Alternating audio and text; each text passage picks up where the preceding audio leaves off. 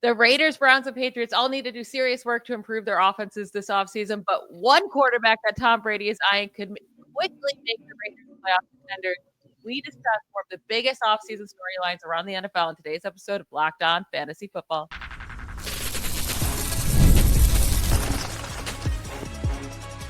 You are Locked On Fantasy, your daily NFL fantasy podcast. Part of the Locked On Podcast Network, your team every day. Welcome into the Locked On Fantasy Football Podcast. Thank you for making us your first listen every day. I'm one of your co-hosts, Michelle Magdziuk, and when I'm not doing this, I'm a researcher and fantasy analyst with NFL Network. And I'm your other co-host, Vinnie Iyer. And when I'm not doing this, I'm writing about NFL fantasy and betting for sportingnews.com.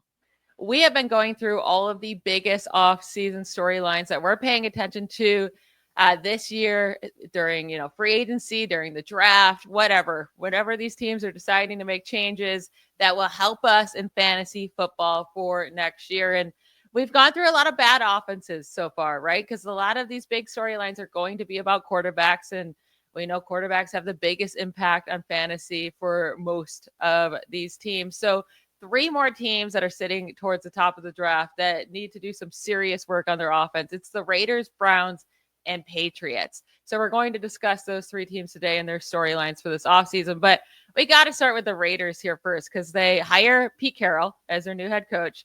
They have Tom Brady working with them in the management team, right? Or I don't know what he is. He's a shareholder or something. But he is having these secret meetings with Matthew Stafford. I know. It just was accidental. They just accidentally ran into each other in Montana at a ski resort. Nothing sketchy. But it's clear that Tom Brady would like Matthew Stafford to be the next quarterback of the Raiders. Do you think that would be a good fit for him? Yeah, I think it'd be a good fit for him in terms of just staying in an indoor situation. You'd get one really good receiver in Brock Bowers. They'd have to fill things around him and Jacoby Myers pretty quickly here because they don't have a lot.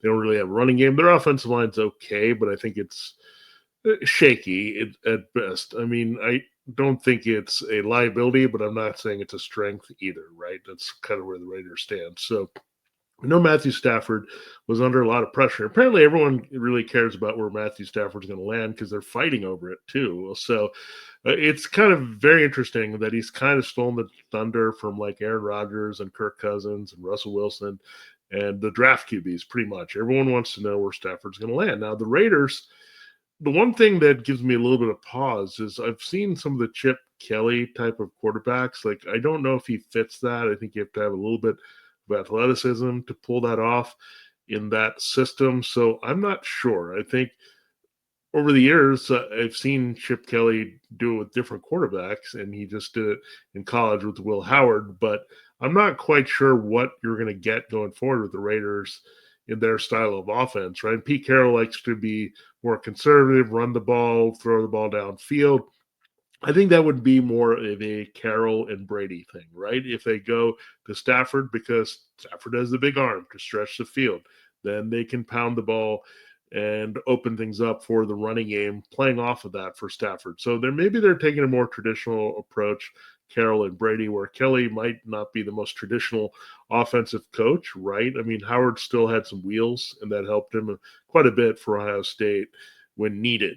And Stafford's not going to give you that, right? So maybe it's a combination of Stafford and Will Howard himself. I mean, he's rising up boards, and Kelly could go get the quarterback he's most familiar with of recent times. So I can see that as a good bridge option for the Raiders, but I'm not so sure it makes them so good because, again, keep in mind, they're in a division with the Broncos, who are rising, the Chargers, who just had a really strong year, and, of course, the Chiefs, who can't be stopped seemingly to get to the Super Bowl. So I don't know what you're going to expect from the Raiders, but I think for Stafford and what we want, that's starting to develop into maybe the best option for them. I don't want to see Aaron Rodgers there. I don't want to see Russell Wilson there, except by default if Pete Carroll wants him back. But Stafford, I think, makes the most sense for him to produce. And also, we talked about this a little bit, but Stafford can also lift their skill players. I would expect Bowers and some upgrades there.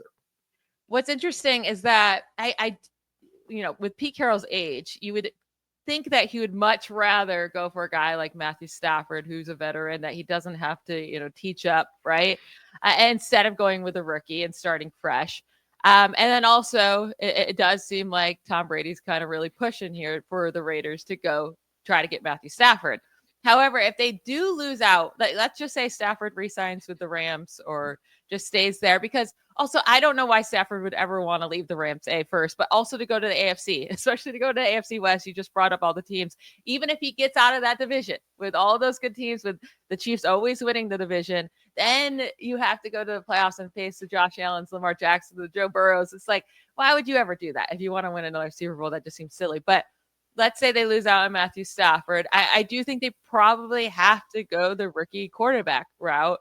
But do you think that Pete Carroll will prioritize running back early instead of quarterback if they don't land Stafford? Like, do you think he's going to be pounding the table for Ashton Genty because of how much we know that Pete Carroll loves to run the ball?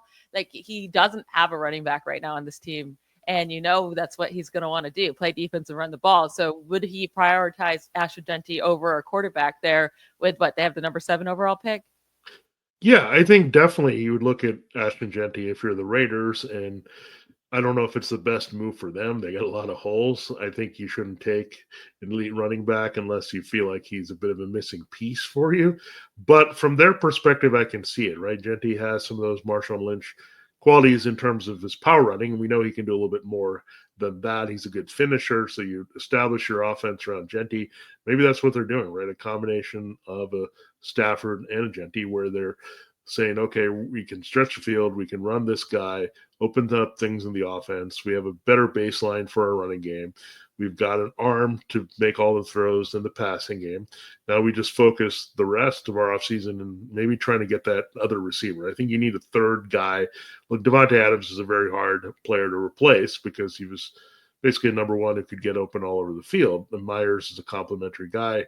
Bowers is a tight end, but he should not be your number one on this team, right? So they need to look at number one receiver, someone who can stretch the field. The Seahawks did, however, get by with a committee, right? Like the Jermaine Kearse types, some big play guys. So maybe it's like a Matthew Golden comes in later, right? And he's just like a guy that can stretch the field for a Stafford and play off the running game with play action and all that. So when I look at this, there's rife with possibilities here with the Raiders. They can do a clean slate here, do whatever they want, but I think the history of Carroll, as you mentioned, says get a back that can be a workhorse, get a big play threat, and get a big arm quarterback. Those to be the formula for success, at least to make the Raiders have a competent offense, right? Let's not get into contending or whatever, but just for them to have a competent offense that we, as a fantasy football community, would be a lot more excited about. Yeah, it would be. I mean, one way to fix this offense right away, or at least make them very exciting for fantasy next year, is if they're able to trade for Matthew Stafford, keep it. It's the number 6 overall pick they have, not number 7, like I said earlier. Keep that number 6 overall pick, because I think that'd be way too high to trade for a 37-year-old quarterback. Draft Ashton Genty and then also have Matthew Stafford. That'd be a pretty quick way to fix this offense. I know there was a lot of issues with this running game last year. I don't think it was just the talent of Alexander Madison and Zamir White that completely ruined it. It was also scheme. I don't think Luke Getsky is a good play caller. And then also blocking. They dealt with a lot of injuries on the offensive line, right? Mm-hmm. So it was all three of those things combined, right? The talent didn't help. It's not like they're above average or anything like that. So you add in a talented running back. Hopefully Chip Kelly can have a better running scheme. And then if the offensive line can stay healthy, I do think this running game can be fixed pretty quickly here, especially with Pete Carroll there to focus on that. They just got to figure out the quarterback. We'll see if they can win that prize of Matthew Stafford this offseason. We're going to get into a team that has very, very little hope moving forward. They have to make miracles happen this offseason if they want any chance to compete next year. And yes, we're talking about the Cleveland Browns. We will get to that right after a quick break.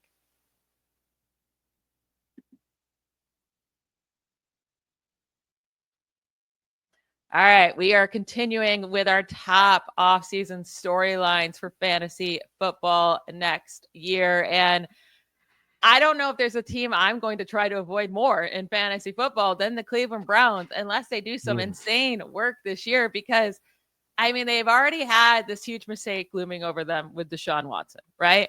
But then it only got worse because he tears his Achilles and then it somehow re-injures his Achilles again while not playing. I don't know what he just wasn't wearing his boot. Who knows? This whole Deshaun Watson experiment has been a complete disaster for them. But then not only that, it's like Jerry Jeudy is their top wide receiver right now. Nick Chubb is likely gone in free agency, but even if they were to keep him, he's not the same, right? 30 years old, coming off that serious injury.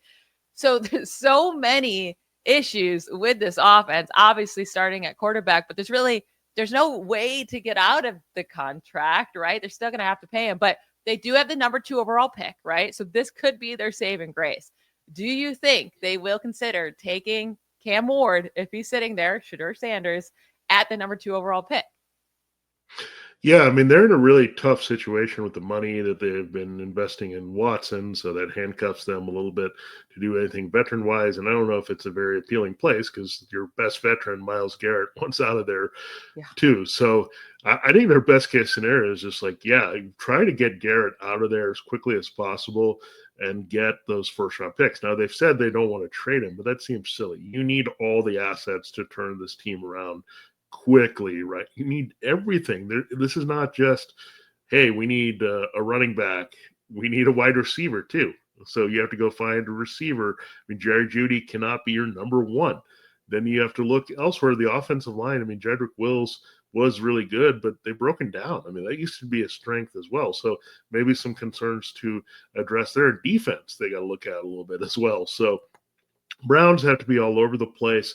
And when you're like that, as Michelle mentioned, it's not a very appealing fantasy situation. So personally, I don't want Cam Ward or Shedeur Sanders in this mess right away because it's not going to yield the fantasy results we're looking for.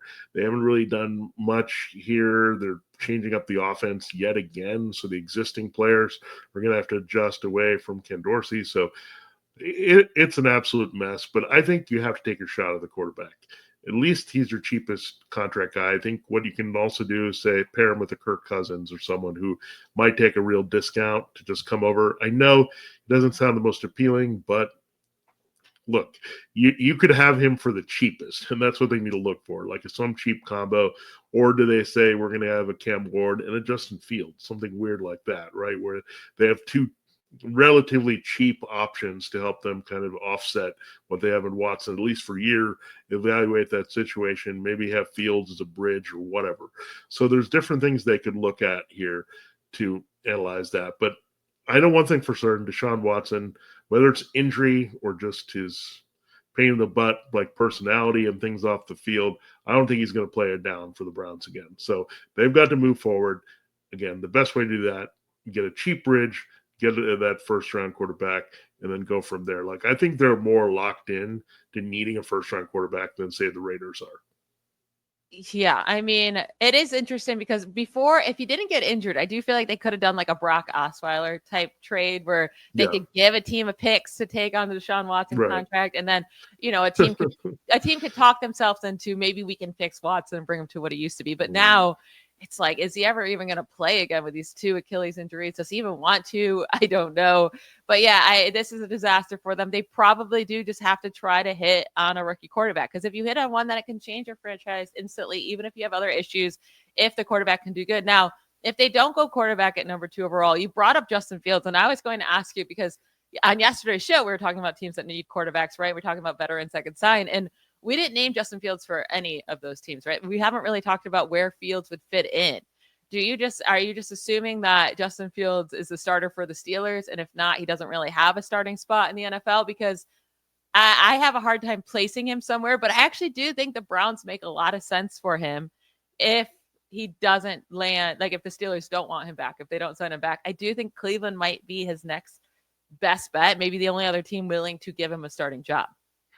Yeah, and the price tag is going to have a big part to do with that, right? It depends on if Cousins is going to lower his enough. Cousins in Cleveland would be a disaster. Cousins can't play in the cold, and Cleveland has the most miserable weather I've ever experienced. That's where he kind of came from, like in the Big Ten country, but whatever. I'm not saying it's going to be great, but they need to have somebody affordable that they can start, right? And do they think about Jameis Winston again? Like, I don't know. Like, they just need someone who can start that can make it somewhat reasonable. At least with Winston, he's going to put it up to some of these weapons, right?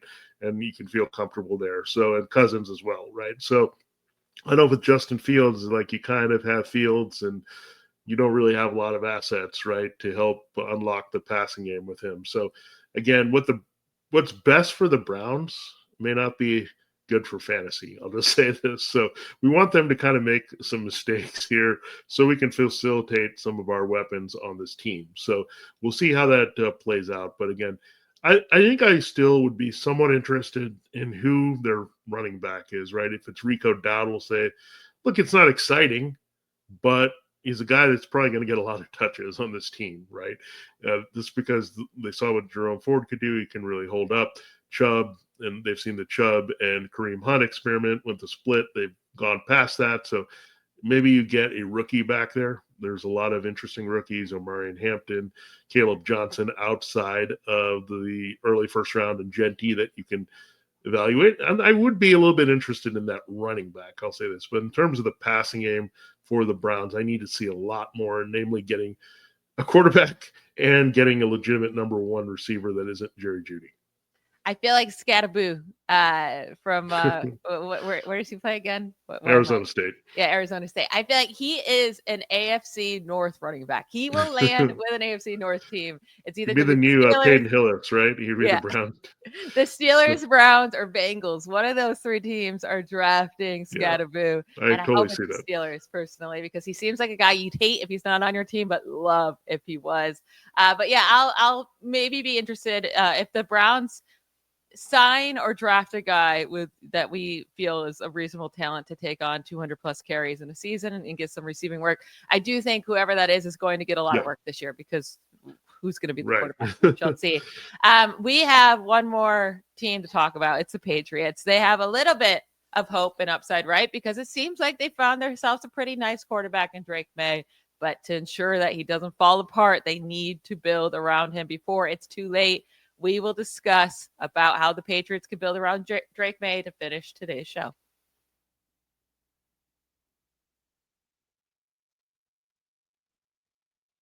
I want to thank everyone for making Locked On Fantasy Football your first listen every day. We are continuing our show. And how do the Patriots build around Drake Maye to ensure he can have a strong year two? Now, I am all of a sudden seeing a ton of mock drafts where the Patriots take a tackle, an offensive tackle, at the number 4 overall pick instead of the top wide receiver. I get it. They need to fix their offensive line for sure, but they also need to get Drake Maye weapons, right? And not just like second, third round picks that can turn into good players maybe down the road. Like, they need to get him a true elite alpha wide receiver one. Maybe they don't feel there is one in this class. Maybe they don't think McMillan can be one. But like, I just seem like that's crazy. Number 4 overall pick to skip on the top wide receiver here.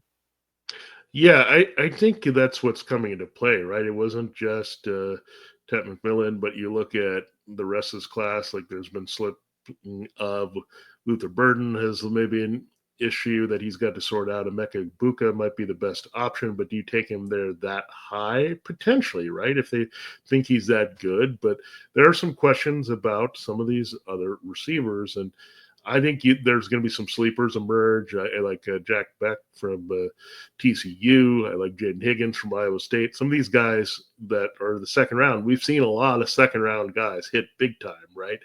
A.J. Brown comes to mind as someone out of the park that a team got in the second round. So I think it's leaning toward one of those drafts. And I think that's why you see the Will Campbell thing, because I don't think it'll be bad here for them to get Will Campbell, because again, it'll keep Drake Maye upright. It'll also help Ramondre Stevenson in the running game. I don't think they're totally giving up on Stevenson. Again, it's a new coaching staff here with Josh McDaniels. They're not going to look at anything they did with the mess in the past. They're going to look forward. We'll see what they do at tight end. Maybe they want to just keep Hunter Henry as the key security blanket. So he's not a terrible security blanket, right? We've seen him come through before for Mac Jones, but he needs to get open and can't be the only guy. So you need to get some receiving help. Maybe they say, look, we got Jalen Polk.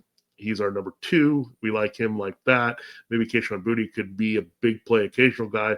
Let's go get our alpha, but it could be at a different round. We also know Josh McDaniels likes to be slot forward a little bit with his offense, for a lack of a better phrase here. So they could get a key slot guy to be the guy and then work in the tight ends a little bit better with McDaniels. So there's a lot of things they can look at, but I don't think the blocking is a bad way to go, because I think if you improve the running game, you keep May upright, you help him kind of build on his running game, it's not a really tough situation then for him. I think he can execute a little bit better once he gets that wide receiver.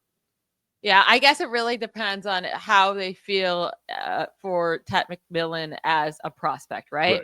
If they do think he's this like A+ prospect that can be great in this league, I do think that's the way to go. But if they don't think he's at that level, then I guess you would take the guy that if you think the tackle can be an elite prospect, that's fine. I just always go back to when the Bengals were trying to decide Jamar Chase or Penny Sewell, right? And both ended up being absolutely amazing. I mean, both are great. But I'm telling you right now, Jamar Chase has been way better for Joe Burrow's career than it would have been if they took Penny Sewell. So maybe, obviously, if they don't feel like McMillan's close to Jamar Chase's abilities and what he can do in his career, it's not really the same decision here. But that will be interesting. I do just feel like it might be a little bit easier to sign guys in free agency to beef up your offensive line, because they definitely do need to do that. That was a huge issue for them this year. But are a lot of guys with talent that have a lot of experience in the NFL that are free agents along the offensive line.